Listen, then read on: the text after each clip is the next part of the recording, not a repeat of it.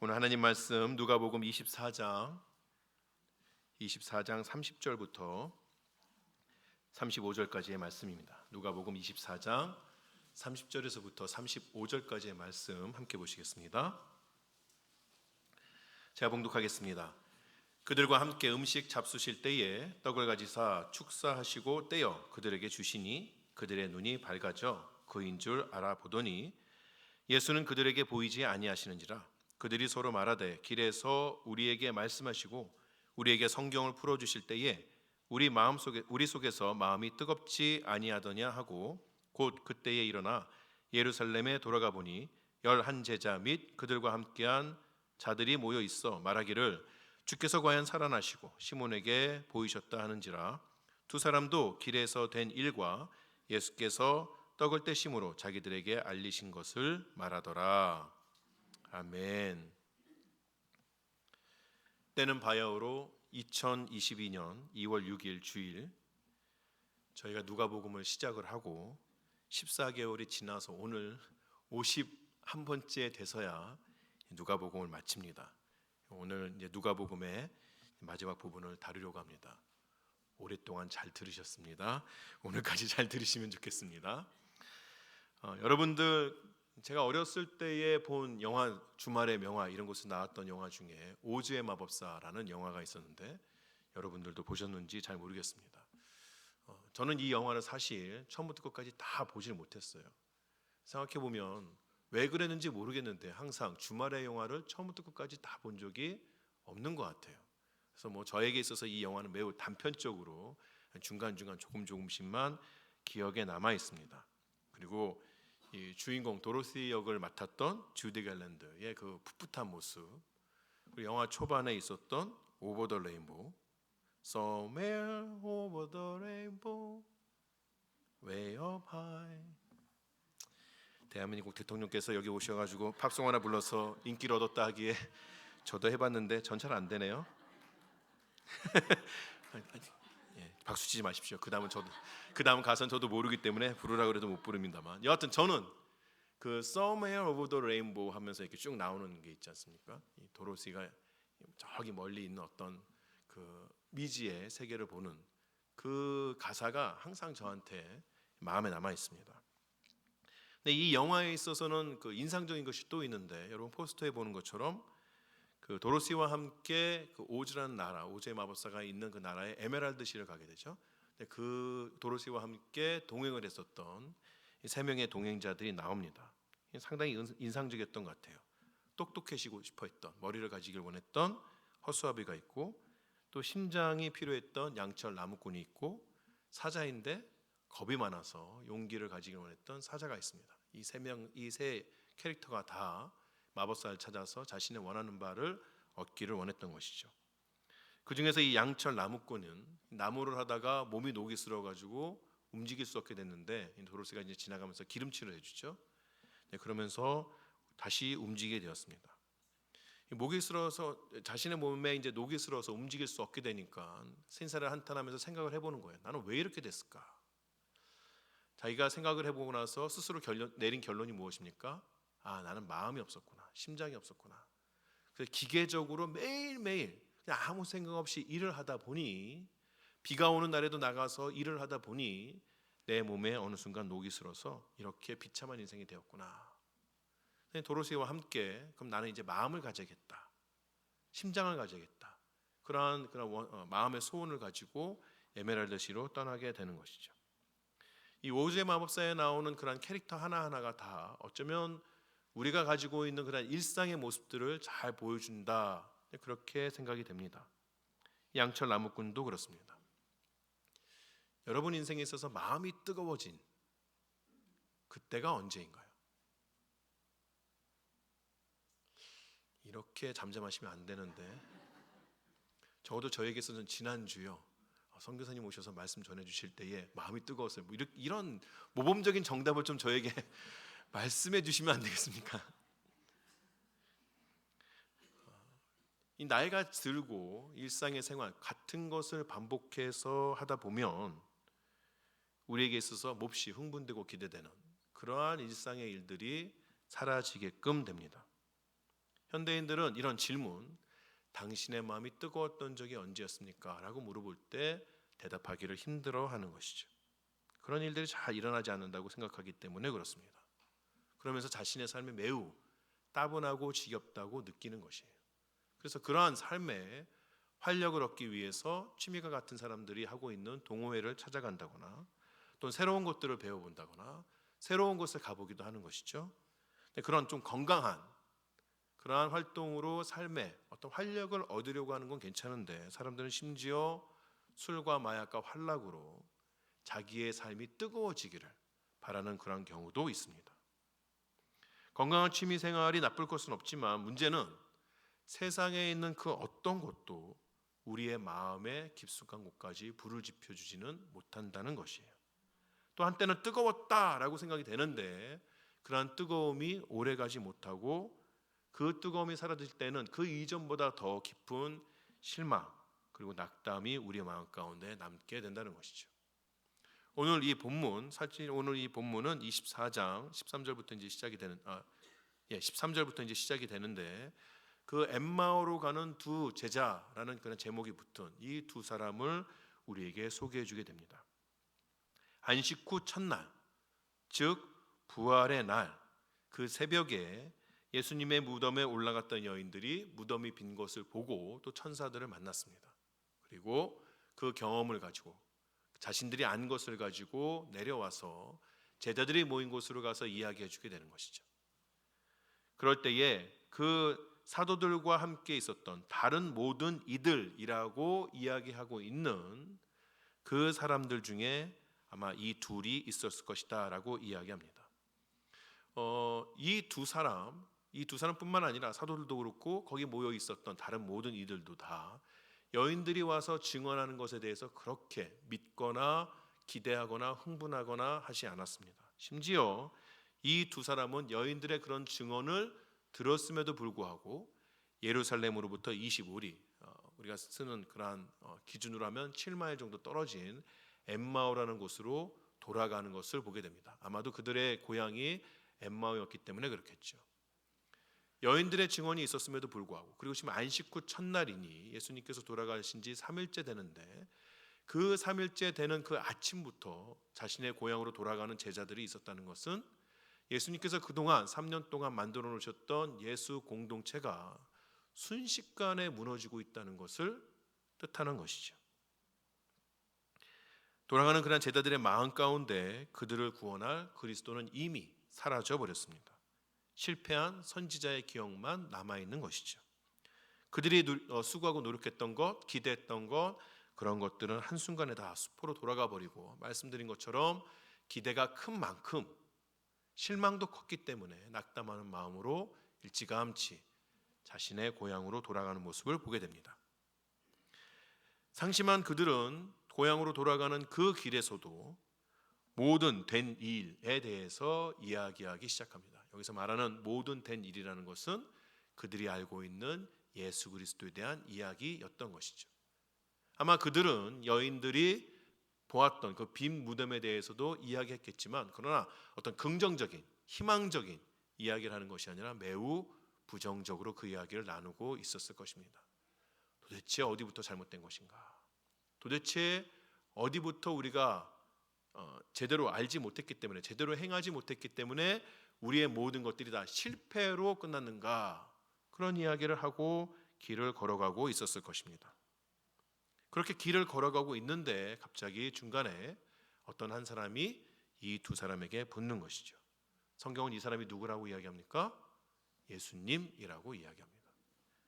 그런데 이 두 제자는 자기 옆에 서 있는 자기 자신들과 동행하고 있는 이 사람이 예수님인지를 알지 못했다고 이야기합니다.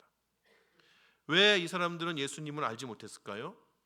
예수님께서 부활하신 후에는 다른 모습으로 그들에게 나타나셨기 때문에 그럴까요? 아니면 예수님께서 큰 광채 가운데 있어서 눈이 부셔서 예수님을 알아보지 못해서 그래서 예수님인지 몰랐을까요?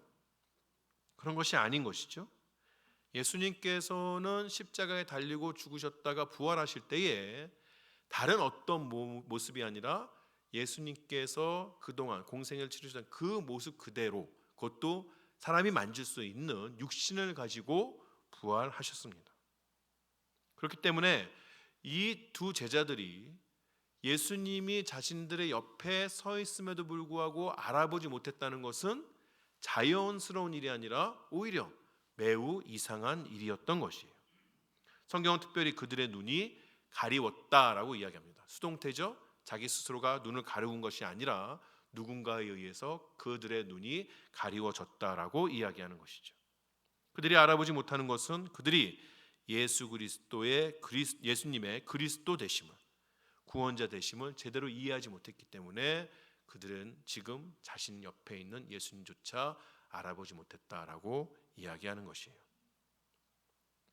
이 사실은 제자들이 이 알지 못하는 사람에게, 자신과 동행하는 사람들에게 예수님을 어떻게 소개하고 있는가에 대해서 그 내용으로도 나타나게 됩니다. 제자들이 말한 예수는 그렇죠. 첫 번째, 예수는 선지자였다라고 이야기합니다. 제자들이 예수를 소개할 때에 주, 메시아, 하나님의 아들 이런 호칭을 사용하지 않습니다. 그저 선지자라고 이야기해요. 그들에게 있어서 예수님은 모세처럼 위대한 사람이긴 했으나 그러나 선지자였을 뿐입니다. 그 이상은 아니었던 것이에요. 두 번째로 그는 예수는 하나님의 능력을 가지고 있었다고 이야기합니다. 그래서 사람들은 그를 통하여서 그가 이스라엘을 위해서 큰일을 할 것이라고 기대했다는 것이죠. 세 번째로 그러한 하나님의 능력을 가지고 있었음에도 불구하고 예수라는 사람은 허무하게 제사장들과 관리들의 손에 의해서 죽임을 당했다라고 이야기합니다. 그것도 매우 수치스럽게 십자가에서 죽었다고 이야기하는 것이죠. 제자들은 예수가 그리스도를 속량할 분이라고 바랬다라고 이야기합니다. 우리 마음에 전심을 다해서 소망했다라는 그러한 뜻입니다. 이러한 말은 실망과 비탄에 빠진 고백이었던 것이죠. 이 고백은 하나님께서 자신이 바라는 것을 이루어주지 않았을 때에 세상의 모든 것들이 다 끝나버렸다고, 어떠한 소망도 남아있지 않다고 결론을 내리는 모든 세대, 이 땅에 살았던 모든 세대의 신자들의 모습이고 어쩌면 우리들의 모습이다, 그렇게 이야기할 수가 있는 것이죠. 여러분, 우리가 하나님께서 우리가 원하는 것들을 이루어주지 않는다고 불평할 때가 얼마나 많이 있었습니까? 열심히 기도할 때도 있었지만 그렇게 기도도 안 하면서 하는 말 있죠? 하나님 내 마음 다 아시죠? 말 안 해도 다 아시죠? 이게 뭘 하는지 여하튼 그래도 하나님 다 아시죠? 그러면서 하나님께서 내 마음에 소원하는 것들을 이루어 주시길 바랐던 때가 있는 것이죠. 그런데 하나님께서 그것을 이루어 주지 않는다. 그러면 실망하면서 내 힘으로라도 이루어 보려고 세상에 기댔던 적이 얼마나 많이 있습니까? 우리는 그 실망의 순간에 하나님께서 내가 원했지만 그러나 그 원하는 것들을 이루어 주지 않았다는, 그것이 이루어지지 않을 것이라는 사실을 아는 순간 그것을 통하여서 하나님께서 나에게 말씀하고자 하는 바가 무엇인가, 하나님께서 그 가운데서 뜻하시는 바가 무엇인가, 그것을 알려고 하는 대신에 내 마음이 아파했던 것, 내 계획이 틀어졌던 것, 그것이 훨씬 더 중요하게 생각이 되고 또 그러한 마음으로 어쩔 줄 몰라 하는 것이죠. 때로는 하나님을 향하여서 분노가 오르고 실망했다고 이야기하면서 그러면서 하나님으로부터 내 얼굴을 돌려서 내 뜻을 들어줄 것만 같았던 세상을 바라보면서 세상에 기대어서 세상의 방법대로 그 일들을 이루려고 하는 것이죠. 그렇게 하면 하나님께서도 들어주지 않은 내 마음의 소원이 분명하게 이루어질 것이다. 하지만 그러한 삶의 자세는 우리 인생에 그렇게 도움이 되지 않습니다. 오히려 우리의 상황을 더 악화시킬 뿐이에요. 지금 제자들이 길에서 예수님과 이야기하는 상황이 어찌 보면 그러한 상황이기도 한데 얼마나 아이러니한지 모르겠어요. 17절에 보면 예수님이 두 제자들에게 다가가서 지금 너희가 어떤 이야기를 하고 있냐라고 물어볼 때에 그때에 그 두 사람 중에 한 명의 이름이 나오죠. 글로바다 이렇게 이야기하는데 글로바가 뭐라고 이야기합니까? 당신이 예루살렘에 체류하면서도 요즘 거기서 된 일을 혼자만 알지 못하느냐, 모욕적으로 이야기합니다. 넌 도대체 뭘 듣고 뭐를 보고 살기에 지금 예루살렘에 어떤 일이 일어나는지 모르냐, 핀잔을 주는 거죠. 그런데 생각해 보면 예루살렘에서 어떤 일이 일어난지를 실질적으로 정확하게 아는 사람이 누굽니까? 아무도 몰라요.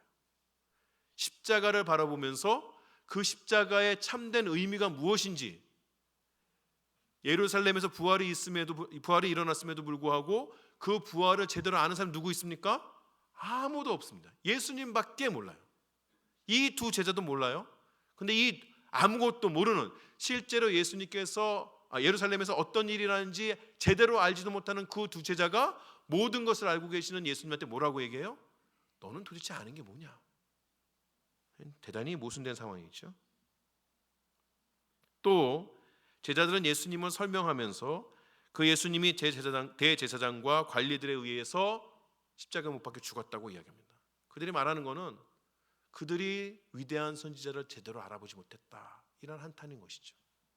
왜 그들은, 왜 대제사장은, 왜 예루살렘에 있는 수많은 사람들은 위대한 선지자를 제대로 알아보지 못했을까?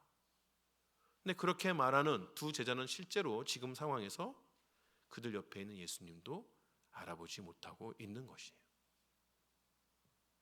하나님 앞에 실망했습니다. 하나님 내 뜻을 들어주지 않았습니다. 하나님 앞에 나아가서 하나님을 제대로 바라보지 못하는 그들 역시 세상 사람들과 다를 바 없이 예수님을 발견하지 못하고 있는 것이죠. 이런 미련한 제자들에게 예수님께서 말씀을 풀어서 설명해 주십니다. 우리 24장 25절부터 27절 보시겠습니다. 이르시되 미련하고 선지자들이 말한 모든 것을 마음에 더디 믿는 자들이여, 그리스도가 이런 고난을 받고 자기의 영광에 들어가야 할 것이 아니냐 하시고, 이에 모세와 모든 선지자의 글로 시작하여 모든 성경에 쓴 바 자기에 관한 것을 자세히 설명하시니라. 예수님께서는 제자들에게 그들이 이미 알고 있는 구약부터 시작한, 모세가 기록한 그런 구약부터 시작한 성경의 모든 내용이 자신을 통해 이루어지고 있음을 알려주십니다. 그 모든 말씀들은 그리스도의 영광과 그리고 그 영광 가운데 함께할 하나님의 백성을 이야기하고 있는데, 그러나 그리스도께서 그 영광에 들어가시기 위하여서, 영광의 자리에 앉으시기 위해서 그 이전에 반드시 선행돼야 하는 것이 무엇입니까?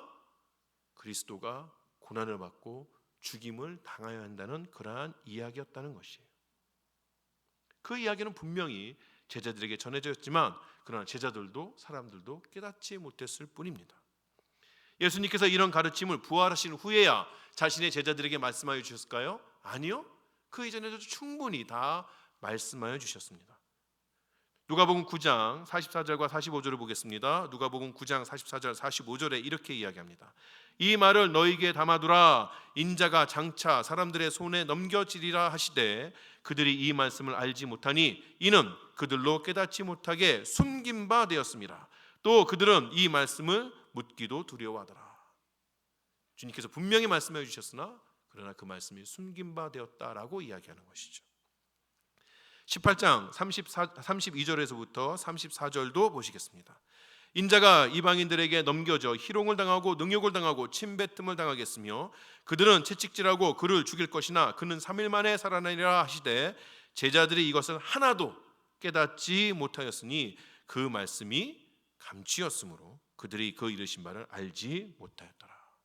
예수님께서 분명히 그의 고난과 죽음과 부활까지도 다 말씀하여 주셨으나 제자들은 알지 못하였다, 깨닫지 못하였다라고 이야기하는 것이에요. 왜? 이미 예수님께서 말씀하여 주셨음에도 불구하고 그 말씀이 숨긴 바 되고 감추인 바 되었을까요? 왜 제자들은 자신과 동행하는 그 부활하신 예수님을 알아보지 못했을까요? 제자들이 상상했거나 바랬던 그리스도와 실제 자신들에게 나타난 그리스도가 달랐기 때문에 그런 것이죠. 그들에게 있어서 그리스도의 고난과 죽음은 그들이 가지고 있던 소망과 함께 갈 수 있는 것이 아니었어요. 서로 대치되는 것이라고 생각했던 것이죠.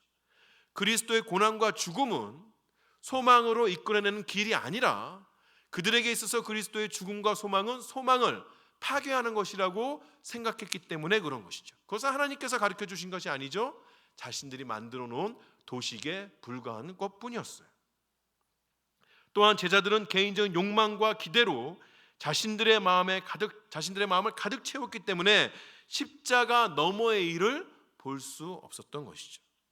그들의 소망은 영원한 것에 있지 아니하고 이 땅에 있었으며 더 즉각적이고 더 자극적이고 더 원초적인 것이었기 때문에 하늘의 영원한 것, 그리스도의 죽음, 십자가 그 너머에 있는 것까지 바라볼 수가 없었던 것입니다.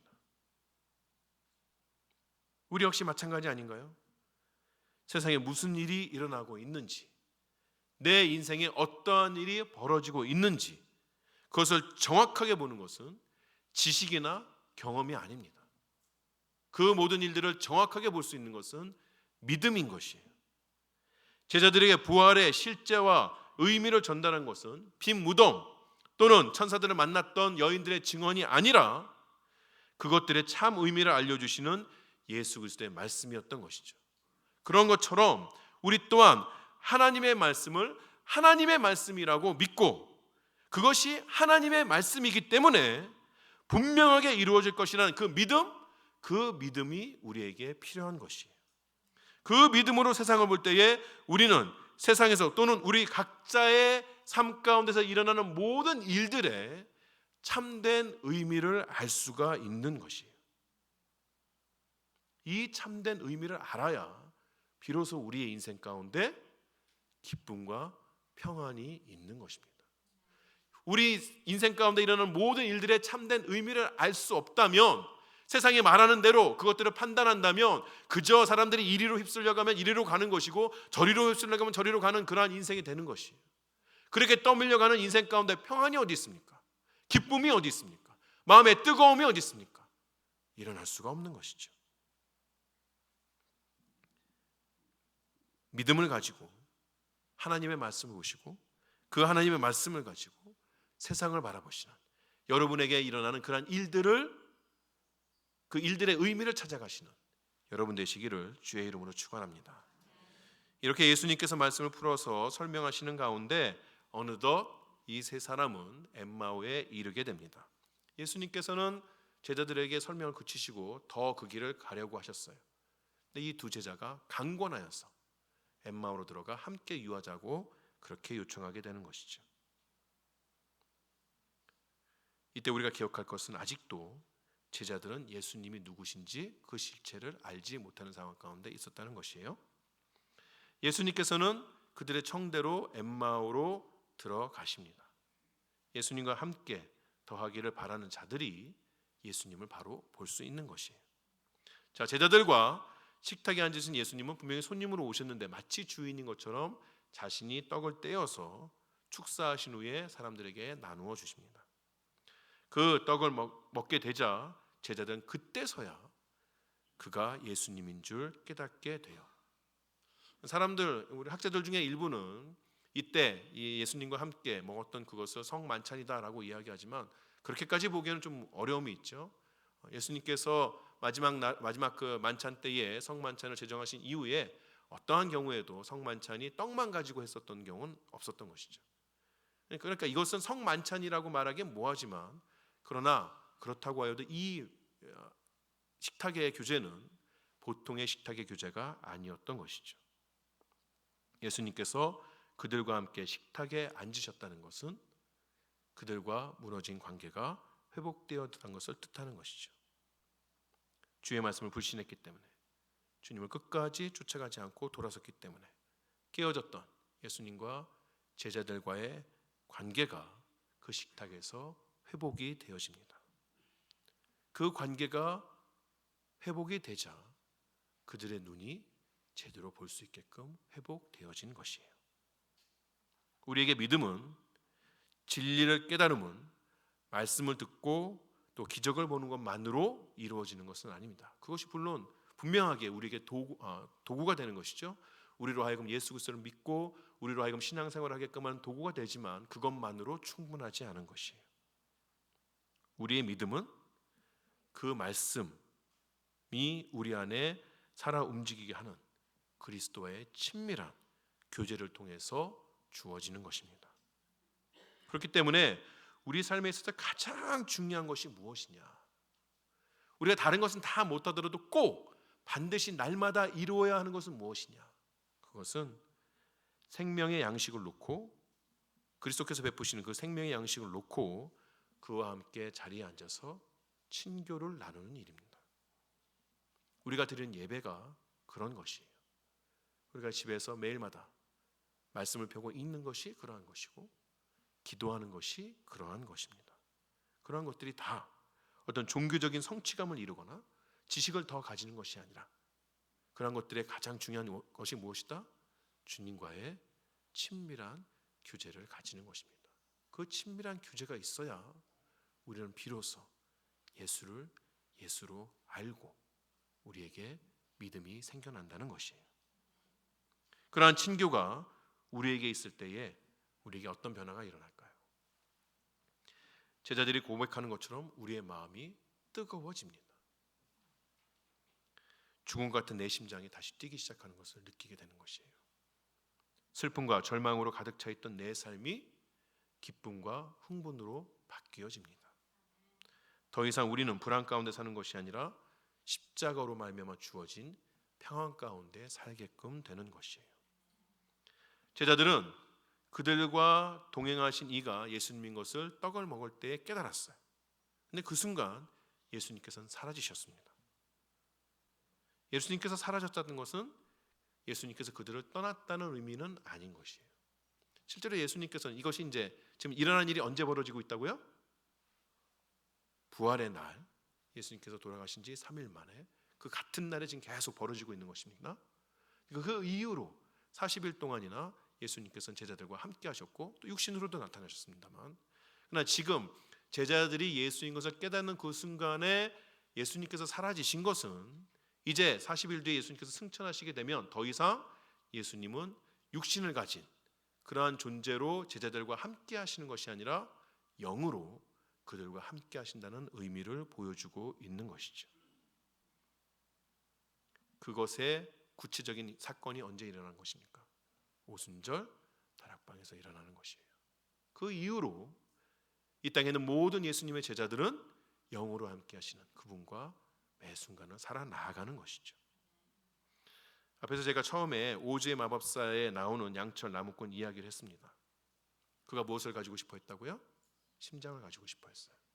근데 오즈의 마법사 그 이야기를 쭉 보다 보면 이 양철 나무꾼이 마음이 없으면, 심장이 없으면 하지 못할 일들을 해요. 지나가는 들쥐에 의해서 상당한 연민을 보인다거나, 연민을 보인다는 것 자체가 마음이 있다는 소리잖아요. 실제로 이 양철 나무꾼은 마음이 없었던 것이 아니라 마음이 있었어요. 그런데 깨닫지 못했을 뿐이죠. 나중에 이들이 오즈의 마법사를 만나게 될 때에 마법사가, 실제로 마법사가 마법사가 아니죠.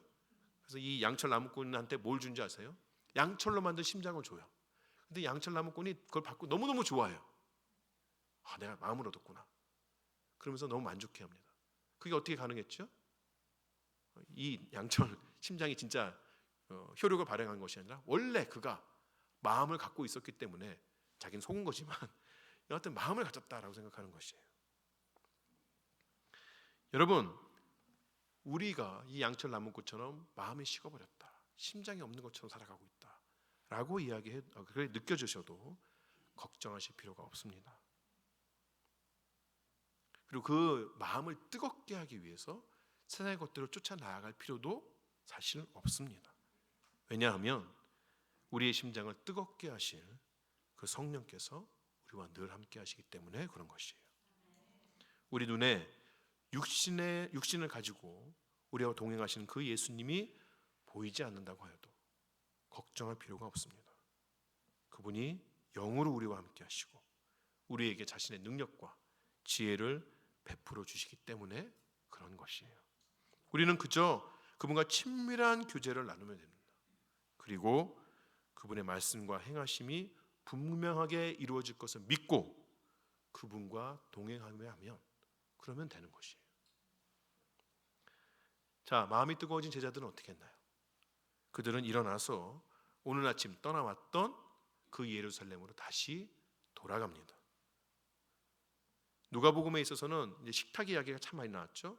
근데 식탁 이야기만큼이나 중요한 것이 무엇인가 하면 여행의 이야기, 여정의 이야기입니다.